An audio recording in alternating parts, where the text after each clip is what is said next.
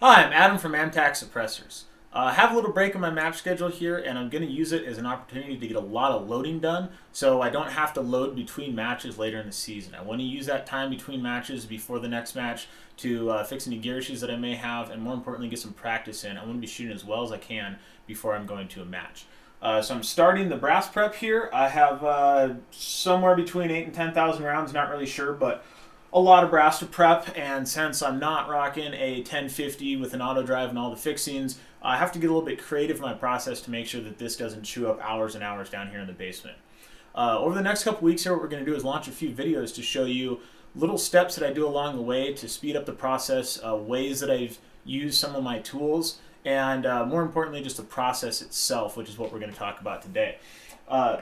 Bins are your friend. Get some big old bins with some lids on them so you can stack them up, and more importantly, put some labels on them so you know where in the process all the brass in that bin is. You want to have the step that just happened, so this is sized 223, and the step that's going to happen, which for me is needs trimming. Then I'm going to have another bin.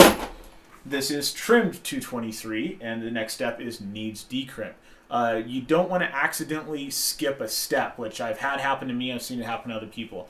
If you have a bunch of brass that you load, you forgot to trim it, then your neck's going to be too long. It's going to cause you feet issues. If you have a bunch of brass, you forgot to decrimp it, then when you're trying to prime military brass, you can have a lot of stoppages on your press, or even worse, you can really try to crank in a primer and blow up a press. I know people have done that, and you don't want to be that guy.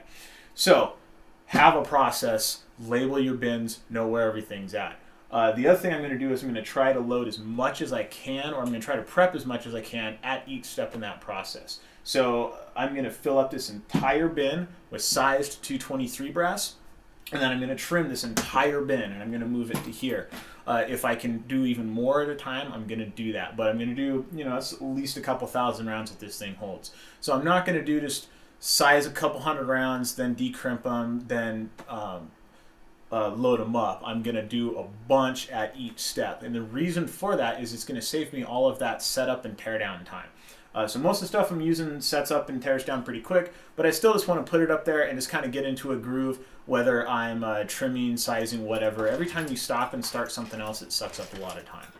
So over the next couple weeks, we're going to talk about other steps of the process and tools that I use and the process that I use for each one of those tools, and hopefully figure out how to speed up the reloading for you guys. If you have anything specific that you want to know about, just leave a question up in the comments and I'll try to address it in the next video.